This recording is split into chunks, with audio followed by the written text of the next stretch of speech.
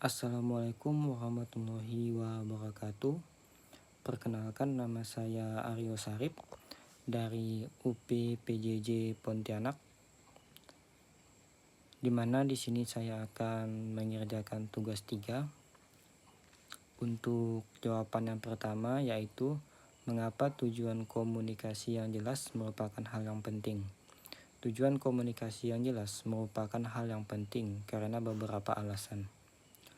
Yang pertama yaitu menghindari dari kesalahpahaman. Dengan memiliki tujuan komunikasi yang jelas dapat menghindarkan kesalahpahaman dan memastikan bahwa pesan yang disampaikan diterima dengan benar oleh audiens. Yang kedua yaitu meningkatkan efektivitas. Tujuan komunikasi yang jelas membantu dalam meringankan efektivitas komunikasi karena dapat memfokuskan pesan dan memastikan bahwa audien memahami apa yang diharapkan.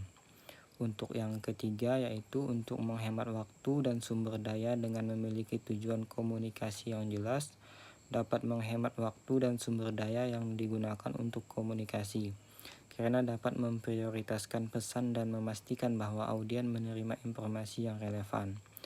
Yang keempat yaitu untuk meningkatkan kepercayaan. Tujuan komunikasi yang jelas dapat meningkatkan kepercayaan antara komunikator dan audien karena audien merasa bahwa komunikator memiliki tujuan yang jelas dan dapat dipercaya. Untuk yang kelima yaitu meningkatkan hasil. Dengan memiliki tujuan komunikasi yang jelas dapat meningkatkan hasil yang diinginkan karena dapat memfokuskan upaya komunikasi dan memastikan bahwa audien memahami apa yang diharapkan.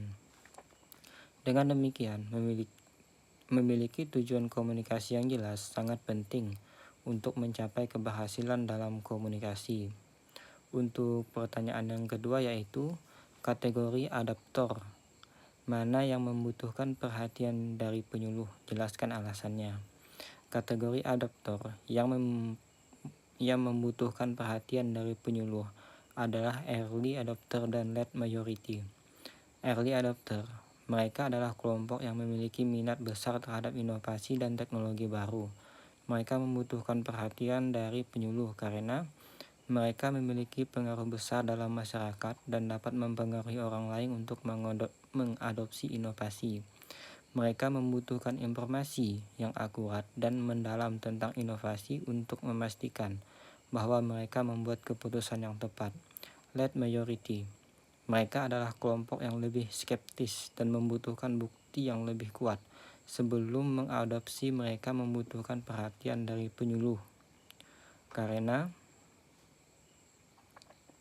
mereka memiliki jumlah yang besar dalam masyarakat dan dapat mempengaruhi keberhasilan adopsi inovasi.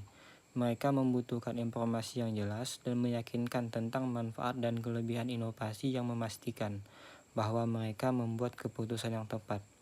Penyuluh perlu memberikan perhatian khusus kepada kedua kelompok ini karena mereka memiliki peran penting dalam proses adopsi inovasi dan memberikan informasi yang akurat dan mendalam. Penyuluh dapat membantu early adopter membuat keputusan yang tepat dan mempengaruhi orang lain untuk mengadopsi inovasi.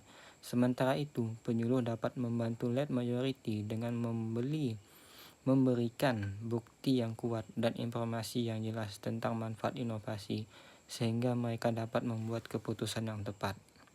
Untuk pertanyaan yang ketiga yaitu dari beberapa pendekatan penyuluh, mana yang paling baik? Jelaskan alasannya. Tidak ada satu pendekatan penyuluh yang paling baik secara mutlak, karena setiap pendekatan memiliki kelebihan dan kekurangan yang berbeda-beda. Namun, pendekatan partisipatif sering dianggap sebagai salah satu pendekatan yang paling efektif. Pendekatan partisipatif melibatkan audien dalam proses penyuluhan, sehingga mereka dapat berpartisipasi aktif dalam proses pembelajaran dan pengambilan keputusan. Kelebihan pendekatan partisipatif adalah meningkatkan kesadaran dan partisipasi audien, membangun kepercayaan dan hubungan yang baik antara penyuluh dan audien, meningkatkan efektivitas penyuluh karena audien lebih termotivasi untuk mengadopsi inovasi. Pendekatan partisipatif dapat dilakukan melalui berbagai metode seperti diskusi kelompok, lokakarya, dan pelatihan dengan melibatkan audien dalam proses penyuluhan-penyuluh. Dapat memahami kebutuhan dan kepentingan audien sehingga penyuluh dapat lebih efektif dan berkelanjutan.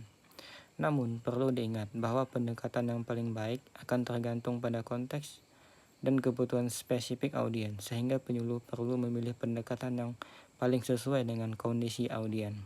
Sekian dari saya, Arya Sarip. Assalamualaikum warahmatullahi wabarakatuh.